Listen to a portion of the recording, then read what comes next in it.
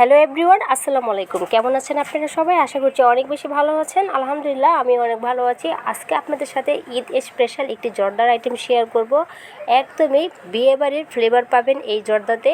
অনেকেই বলে জর্দা রান্নার পরে দলা পেকে যায় কিংবা অনেক রকমের সমস্যা, কিছুই থাকবে না আজকের এই টিপসে। এখানে নিয়েছি আমি কালো জিরার চাল। চেষ্টা করবেন একটু ভালো চালটা নেওয়ার জন্য। তো এই চালটাকে খুব ভালো করে ধুয়ে কিছুটা পানি দিয়ে এটাকে আমি আধ ঘন্টার মতো ভিজিয়ে রেখেছিলাম। এখন সেই চালগুলোকে একটি ছাঁকনির উপরে উঠিয়ে নিচ্ছি। এক্সট্রা যে পানিটা আছে এটা তাহলে খুব সুন্দরভাবে ঝরে যাবে।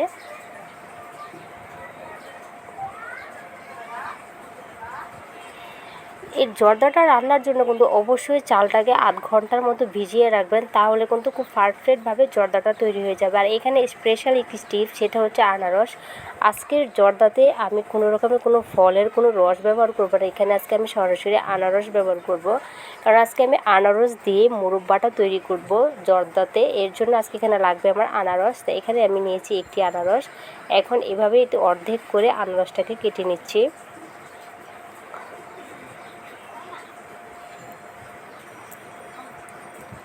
এখন এভাবে চামিচ দিয়ে মাঝখানের যে অংশগুলো আছে এগুলো এভাবেই উঠিয়ে নিচ্ছি। খুব সুন্দরভাবে এগুলো উঠে যায়।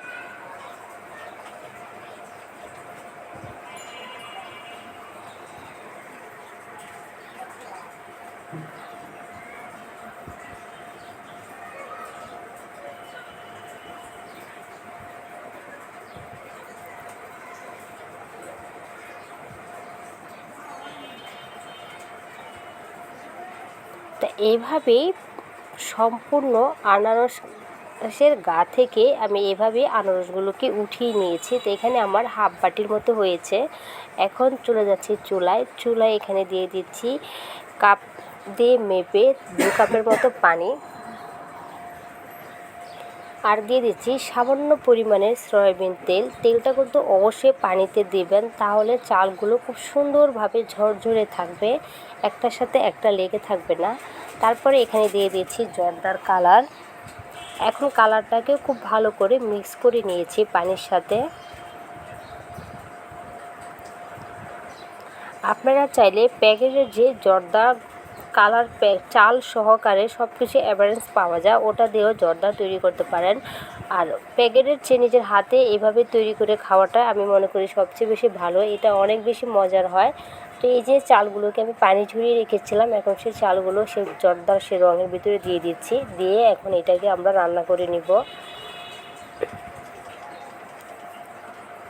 এখন অপেক্ষা করছি এটা যতক্ষণ পর্যন্ত সিদ্ধ না হয়ে যায়।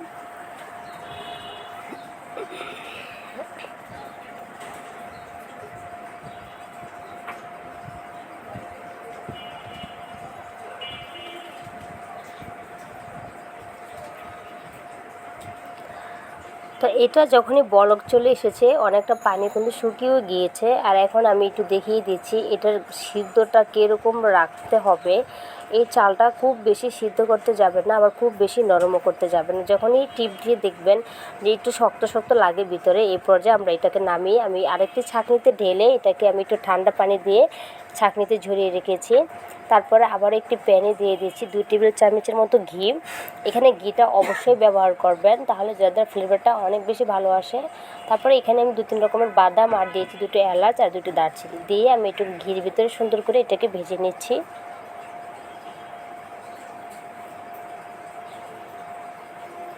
তারপরে এখানে নিয়ে দিচ্ছি চিনি।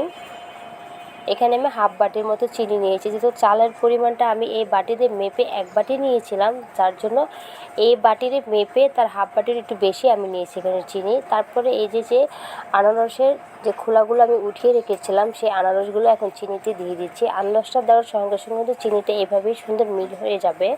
তো চালটাকে দেওয়ার পরে মানে ধুয়েছি, মানে উপরে কিছুটা ঠান্ডা পানি দেওয়ার পরে মনে হয়েছে কিছুটা কালার আমার কম হয়ে গিয়েছে, এর জন্য শিরাতে আমি আরও একটু কালার দিয়েছি জর্দার।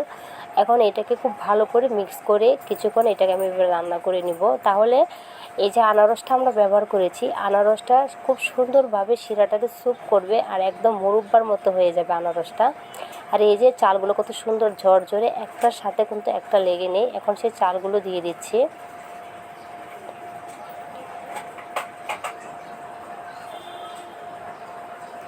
এখন খুব সুন্দর করে এটাকে মিক্স করে নিব। এই পর্যায়ে কিন্তু অবশ্যই চুলাটাকে একদমই কমিয়ে রাখতে হবে, একদম কমিয়ে রেখে এটাকে দমে দিতে হবে, তাহলে কিন্তু খুব সুন্দরভাবে আমাদের জর্দাটা তৈরি হয়ে যাবে। তো এইভাবে সব কিছুকে ভালো করে মিক্স করে নিয়েছি। এই জর্দাতে একটা শাহি ফ্লেভার আনার জন্য এখানে আমি একটু সামান্য পরিমাণ ব্যবহার করব কেওড়া জল। তো এটাকে 2 মিনিটের মতো দমে দিয়ে দিব। এইভাবেই 2 মিনিট পর আবারও ফিরে এসেছি। এখন খুব ভালো করে এই চালটাকে আবারও একটু মিক্স করে নিচ্ছি। এভাবেই কিছুক্ষণ পর পর একটু মিক্স করে ভালো করে তারপরে এটাকে দমে দিয়ে দিব। তাহলে কিন্তু চালটা খুব সুন্দরভাবে সিদ্ধ হয়ে যাবে। আবারও একটু পেঁচালার দিয়ে চালগুলোকে খুব সমান করে দিয়ে আমি এটাকে আবারও দমে দিয়ে দিচ্ছি। তার আগে এখানে 1 মুক্কার মতো নিয়েছি কেওড়া জল, উপর থেকে এইভাবে ছিটিয়ে দিব। তারপরে এটাকে ঢাকনা দিয়ে ঢেকে রাখবো, তাহলে খুব সুন্দর এই যে ঘ্রাণ আসবে।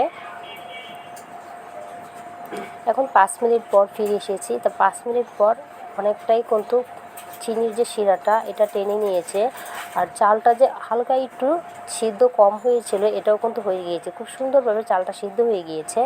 আর জর্দাটা মাশাল্লাহ আমার তৈরি, রান্না করা হয়ে গিয়েছে। আর এটা চুলায় রাখবো না, এভাবেই আমি 2 থেকে 3 মিনিটের মতো এভাবে চুলার উপরে রেখে দেবো, চুলাটা অফ করে। এখন চুলা থেকে নামিয়ে নিচ্ছি। এখন এখানে একটু নিয়েছি সার্ভিং ডিশ। এখন এটাকে আমি বাটিতে উঠিয়ে একটু পরিবেশন করে আপনাদের দেখাচ্ছি জর্দাটা কীরকম হয়েছে। তো এভাবে যখন ওঠাচ্ছি চামিচ দিয়ে দেখেই বুঝতে পারছেন জর্দাটা কীরকম হতে পারে। এত সুন্দর ঝরঝরে, এত সুন্দর হয়েছে, মিষ্টি সব কিছু মিলে অসাধারণ ছিল জর্দাটা। তো কিছুটা বাদাম দিয়ে উপরটা এভাবেই আমি একটু পরিবেশন করছি। কিছু কাঠবাদাম, কিছু এখানে আছে কাজু বাদাম, তারপরে দিয়ে দিয়েছি মিষ্টি। এখানে আমি সুইচ মিষ্টিগুলো নিয়েছি। জর্দা মানে সুইচ মিষ্টি, তাই না? তো এইভাবেই কিছু কালো মিষ্টি দিয়ে এটাকে আমি এইভাবে পরিবেশন করছি। তারপরে আমার ঘরে আরেকটা মিষ্টি ছিল কালো জাম, এটাকে আমি এইভাবে সাইজিং করে কেটে নিয়ে এটাও উপর থেকে সুন্দরের জন্য দিয়ে দিয়েছি। আর কিছু দিয়েছি রোজ। এটাকে এইভাবেই আমি সুন্দরভাবে ডেকোরেশন করেছি একটু সুন্দর লাগার জন্য। ঈদ মানে স্পেশাল, আমরা সবাই জানি। তো কার কার কাছে আমার এই জর্দার রেসিপিটি ভালো লেগেছে অবশ্যই আমাকে কমেন্টে জানাবেন। আর যদি ভালো লাগে তা দেখার পরে প্লিজ চ্যানেলটাকে সাবস্ক্রাইব করে দিয়ে আমার পাশেই থাকবেন। আল্লাহ হাফেজ।